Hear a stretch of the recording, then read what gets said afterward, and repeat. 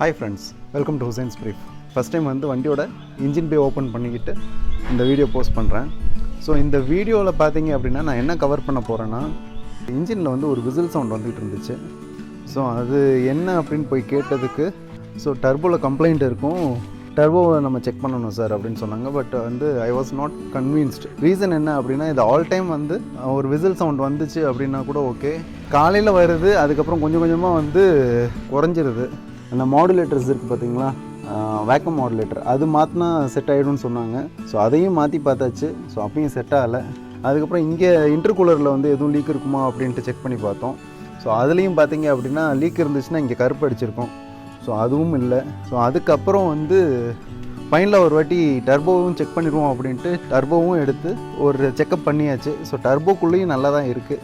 So இருந்தாலும் நமக்கு வந்து விசில் சவுண்ட் வந்து நிற்கலை. அந்த ஓஸில் என்னமாச்சும் கிராக் இருந்தாலும் நமக்கு விசில் சவுண்ட் வரும் அப்படின்ட்டு சொன்னாங்க. ஸோ அதையும் செக் பண்ணி பார்த்தோம், ஓஸ்லேயும் இல்லை. இந்த இடத்துல வந்து காற்று லீக் ஆகுது, ஓகேவா. ஸோ அதை நம்ம செக் பண்ணி பார்ப்போம். ஸோ இதுதான் ஃபைனலானா தெரியாது, நம்ம செக் பண்ணி பார்ப்போம். நான் வந்து காற்று லீக் ஆகிறத உங்களுக்கு கூட காட்டுறேன். அதே மாதிரி இந்த இடத்துலேருந்து ஆனால் சவுண்டும் வரல, காற்று லீக் ஆகுது பட் சவுண்ட் இங்கேருந்து வரல. ஸோ ஃப்ரெண்ட்ஸ், கேட்குதான்னு தெரியல. ஸோ இந்த டைமில் வந்து ஒரு விசில் சவுண்ட் வந்து இங்கேன்னு வந்துக்கிட்டு இருக்கு. நான் இப்போ அமைதியாக இருக்கேன், கேட்டு பாருங்களேன். கேட்டிருக்குன்னு நினைக்கிறேன். இங்கே தண்ணி ஊற்றுங்களா இந்த இடத்துல.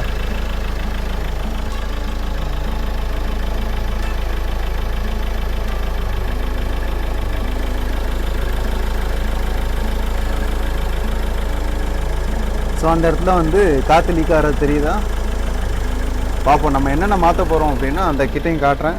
ஸோ அந்த EGR வால்வை சுற்றி 4 பேக்கிங் வருது. ஸோ EGR வால்வ் பக்கத்தில் தான் வந்து நமக்கு லீக் ஆகுது. ஸோ இந்த 4 பேக்கிங்கையும் மாற்றுவோம். ஸோ இதில் அந்த விசில் சவுண்ட் நின்றுச்சுன்னா வெல் அண்ட் குட். அப்படி இல்லைன்னா ஃபர்தராக நம்மளோட R&D நம்ம பண்ண வேண்டியது தான்.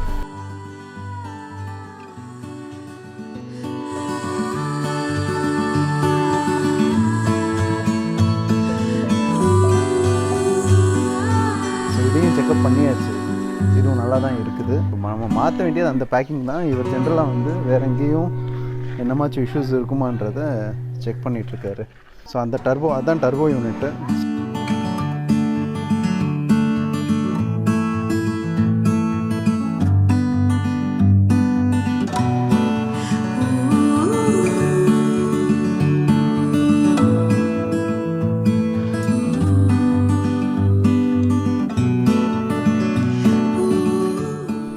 உங்கள் கையில் பச்சை குத்தி இருக்கிறத காட்டுங்க ஒரு நிமிஷம். அதாவது நீங்கள் வெறும் மெக்கானிக் இல்லை, நீங்கள் பேஷனேட்டட் மெக்கானிக். கையில் இங்கே என்ன அது ஸ்மேனரா?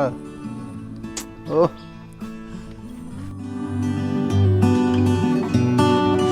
இப்போ டர்போவில் பிரச்சனை வர என்னென்ன ரீசன்? டர்போவில் வருதுன்னா, ஒன்று ஹோஸில் ப்ராப்ளம் இருந்து அப்படியே ஓட்டிக்கிட்டே இருந்த ஹோஸ் பல்ஜாகி அந்த டஸ்டான ஏர் போய்கிட்டே இருந்தால் டர்போ அடியாகும்.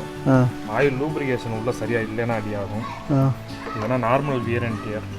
அது எத்தனை கிலோமீட்டரில்? அது கிலோமீட்டர் வந்து ரன்னிங்கை பொறுத்து, இவ்வளோதான்லாம் கிடையாது. இல்லை, நம்ம இழுத்து ஓட்டுறோம் அந்த மாதிரி, அதாவது ஹை ஆர்பிஎம்மா, அந்த மாதிரி இருக்கும். ரேஷ் ஆர்பிஎம்மில். ஓகே, ஹை ஆர்பிஎம்மில், லோ கியரில். அதே மாதிரி வண்டி ஸ்டார்ட் பண்ண உடனேயுமே வந்து ஆக்சிலேட்டர் கொடுத்து. ஸோ இதுதான் அந்த மாடுலேட்டர். இப்போ கிளியராக தெரியுது பாருங்கள்.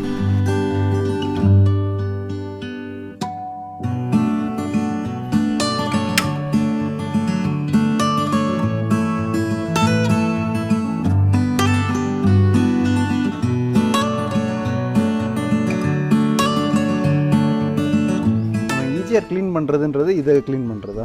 இது உள்ளே ஓப்பன் பண்ணியா இல்லை இது மட்டுமா? இல்லை, இது வெறும் டயப்ரம் தான். மெயினாக இங்கே தான் க்ளீன் பண்ணுவோம். சரி, அப்போ அதையும் நம்ம இப்போ க்ளீன் பண்ணி. இது இப்போ அதிகமாக இருக்குதா? இதோட இது நார்மல் தான்.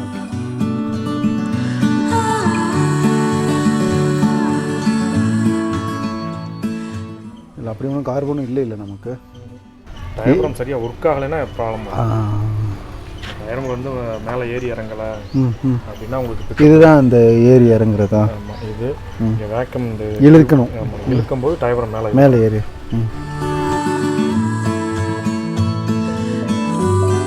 ஸோ இப்போ மாட்டிக்கிட்டு இருக்கோம். அப்படியே நம்ம EGRோட கார்பன் கொஞ்சமாக தான் டெபாசிட் ஆகிருந்துச்சு. ஆக்சுவலாக நார்மல், ரொம்ப நார்மலாக இது. அதையும் சேர்த்து க்ளீனும் பண்ணியாச்சு.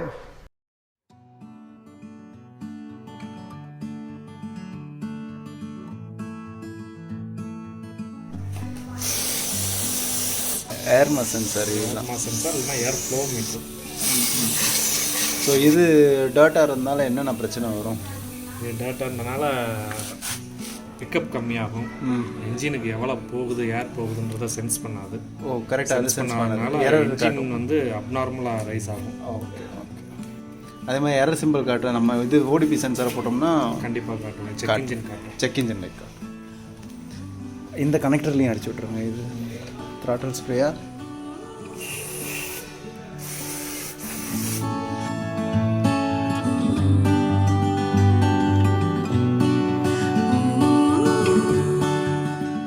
ஸ்டார்ட் பண்ணுங்க. சாமியை கும்பிட்டு ஸ்டார்ட் பண்ணுங்க.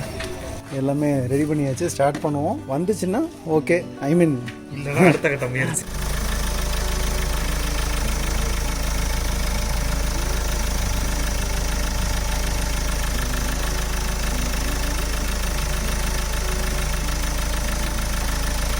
ஸோ இது செட்டில் ஆகிடுச்சு. இப்போ சவுண்டு இருக்குது, பட் முதக்கு ரொம்ப கம்மியாக இருக்குது.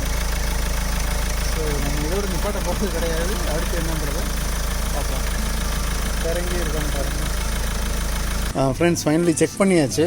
இன்னும் வந்து அந்த சவுண்ட் அரெஸ்ட் ஆகலை, பட் முதக்கி கொஞ்சம் கம்மியாக இருக்குது. நாங்கள் இங்கேருந்து அந்த டர்போ வேலை பார்க்குறவங்கக்கிட்ட ஒப்பீனியனும் கேட்டுட்டோம். ஆனால் எக்ஸாஸ்ட் பக்கம் லீக் இருக்குன்னு நினைக்கிறேன். டர்போ நல்லா தானே இருக்குது. எக்ஸாஸ்ட் கொஞ்சம் செக் பண்ணுங்கண்ணே.